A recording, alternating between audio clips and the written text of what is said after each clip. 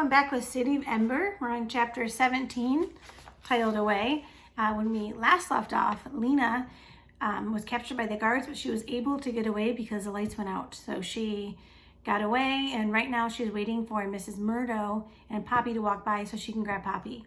And Dune is currently running to the pipeworks, and Lena saw him because of his movable light. So we'll find out what happens. Chapter 17, Away. At 3:20, Dune took his pillowcase pack, left the school by the back door, and started up Bibb Street. He went fast. The lights had gone out a few minutes just before 3, and he was nervous about being outside. He planned to take the long way to the pipeworks, out the very edge of the city, to avoid any guards that might still be looking for him. He was filled with dread about Lena. He wouldn't know what happened to her until he got to the pipeworks, and she either showed up or didn't. All he could do now was run. He raced down Knack Street. It was strange to be out in the city with the streets so utterly deserted. Without the people passing back and forth, the streets seemed wider and darker. Nothing moved but himself, his shadow and his fleeting reflection in shop windows he passed. In Silverton Square, he saw a kiosk where the poster with his and Lena's names on it had been pinned up. Everyone in the city must have seen these posters by now. He was famous, he thought wryly, but not in the way he wanted. There would be no glorious moment on the gathering hall steps after all.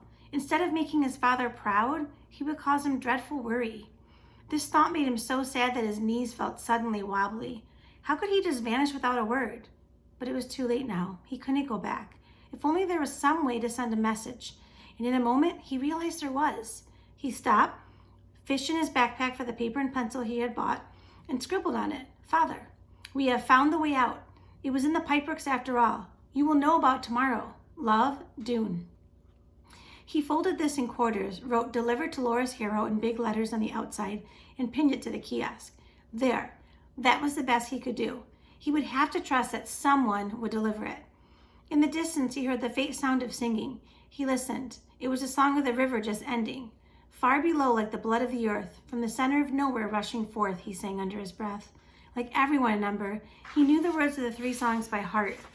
He sang along softly with faraway singers, making the light for lamps of ember, older than anyone can remember, faster than anything anyone knows. The river comes and the river goes. Up Rim Street, now to River Road, he was halfway there. The singers were starting on the Song of Darkness. It was his favorite with its powerful, deep harmonies. He was a little sorry to be missing it. He went up the Pot Street side of empty River Road Square, where another poster hung crookedly on the kiosk, and he was headed toward North Street when suddenly the lights flickered and went out. He jolted to a stop. Stand still and wait. That was his automatic response. In the distance, he heard a dip in the sound of singing, some startled voices breaking the flow. But then the song rose again, defying the darkness. For a moment, all thoughts vanished from Dune's mind. There was nothing but the fearless words of the song. Black as sleep and deep as dreaming, darkness like an endless night, yet within the streets of Ember, bright and bravely light shines our light. He sang, standing still in the blackness. When the song ended, he waited. The lights would surely come back soon. For a few minutes, there was a silence, and then, far away but piercingly clear, he heard a scream. More screams and shouts followed, the sounds of panic. He felt the panic himself, like a hand taking hold of him, making him want to leap off and fling himself against the dark. But suddenly, with a flash of joy, he remembered. He didn't have to wait for the lights to come on. He had what no citizen of Ember had ever had before, a way to see in the dark. He set his pack down, untied the knot at the top, and groped around inside until he felt the candle. Down in a corner, he found the little packet of matches. He scraped a match against the pavement, and it flared up instantly. He held the flame to the string on the candle, and the string began to burn. He had a light. He had the only light in the entire city. The candle didn't cast its light very far, but it was enough to see at least the pavement in front of him. He went slowly along Pot Street, then turned left on North Street. At the end of the street was the wall of the pipeworks office. When he got to the pipeworks entrance, no one was there. A little cloud of moths came to flutter around the flame of his candle, but otherwise, nothing moved in Plumber Square. There was nothing to do but wait. Dune blew the candle out, and he didn't want to use it all up in case the lights stayed off a long time, and squatted down the pavement, setting down his bundle and leaning against one of the big trash cans. He waited, listening to the distant shouts, and at last the lights blinked again, and came on. Lena was nowhere in sight. if the guards had found her and taken her, but Dune preferred not to think about that yet. He would wait for a while. She would have been delayed by the blackout if she was on her way. He couldn't see the tower from here, but it was probably not quite 4 o'clock. What if she didn't come? The singing was over, the people were dispersing throughout the city, and the guards, no doubt, would soon resume their search for him. Dune clasped his arms together and pressed them hard against his stomach, trying to stop the queasy fluttering. If she didn't come, Dune had 2 choices. He could stay in the city and do what he could do to save Lena, or he could go in the boat by himself and hope Lena could somehow free herself and tell the people of Ember about the way out. He didn't like either of these plans. He wanted to go down the river, and he wanted to go with Lena. Dune stood up and hoisted his sack again. He was too restless to keep sitting. He walked down to Gappery Street and looked in both directions. Not a single person was in sight. He walked to Plummer Street, thinking that perhaps Lena was coming by the way of the city's edge, as he had to avoid being seen, but no one was there. He didn't see even anyone when he went past Sibling Street to the very end of the city. He had to decide what to do. He went and stood in the doorway of the pipeworks. Think, he said to himself, think. He was not sure he could make the river journey by himself. How would we get the boat in the water? Could he lift it without help? On the other hand, how could he help Lena if she was in the hands of the mayor's guards? What could he possibly do that would not just get himself caught too? He felt sick. His hands were cold. He stepped out of the doorway and scanned the square once again. Nothing moved but the moths around the lights. And then down Gappery Street, Lena came running. She came slantwise across the square, and he dashed to meet her. She was hugging a bundle to her chest. "I've come. I'm here. I almost didn't make it," she said, breathing so hard she could barely talk. "And look." She folded back the blanket of her bundle. Dune saw a curl of brown hair and 2 wide, frightened eyes. "I've brought Poppy." Dune was so glad to see Lena that he didn't mind at all that Poppy was coming with him, making a risky journey even riskier. Relief and excitement flooded through him. They were going. "Okay," he said, "come on." With his borrowed key, he opened the pipeworks door, and they hurried past the yellow slickers on their hooks and lines of rubber boots. Dune dashed in the pipeworks office long enough to replace the key in its hook, and then he pulled open the stairway door and started down.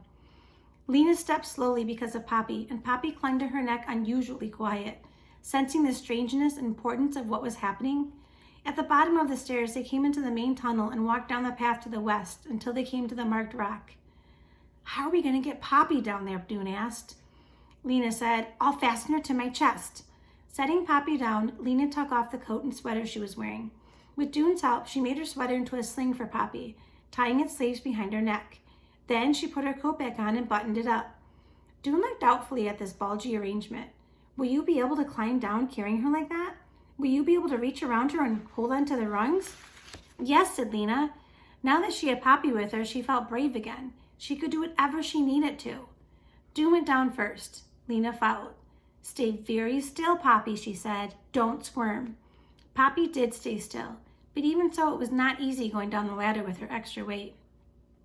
Lena's arms were just long enough to reach past Poppy and hold onto the ladder. She descended very slowly. When she got to the ledge, she stepped down sideways, gripped the hand Dune held out to her, and with a deep breath of relief, came into the entryway. They walked to the back of the entry hall, and Dune opened the steel panel and took out the key. He slid aside the door of the room where the single boat was, and they went in. Dune took his candle from his sack and lit it. Lena unwrapped Poppy and sat her down at the back of the room. "Don't move from there," she said. Poppy put her thumb in her mouth, and Dune and Lena set to work. Dune's sack went in the pointy end of the boat, which they decided must be the front. They put the boxes of candles and matches in the rear of the boat. It was clear it had been designed to go there. They fit snugly. The poles labeled paddles were a mystery. Lena thought maybe they were weapons meant for fending off hostile creatures. Dune thought they might fit across the boat somehow to make railings to brace yourself against. But he couldn't get them to work in this way. Finally, they decided just to leave the paddles in the bottom of the boat and figure out what they were for as they went along. Dune dripped a bit of wax on the floor and stood his candle up in it so that he had both hands free. "Let's see if we can lift the boat," he said. With Dune at the rear and Lena at the front, they found they could lift the boat with ease. It was amazingly light, even with the boxes and pack inside. They set it down again. The next step was to get it in the water somehow, and then get in it themselves. "We can't just drop it in," Lena said. "The river would grab it right away." That must be what the ropes are for, said Dune. We lower it by holding onto the ropes and tie the ropes to something to keep it from moving. To what? They must have put a peg or something in the wall to tie it. Dune went back out to the edge of the river and got down on his knees. Leaning over, he felt with one hand along the bank below. At first, there was only smooth, slippery rock. He moved his hand slowly back and forth, up and down. River water splashed against his fingers. At last, he felt something, a metal rod attached to the river wall, like the rungs of the ladder they had climbed down.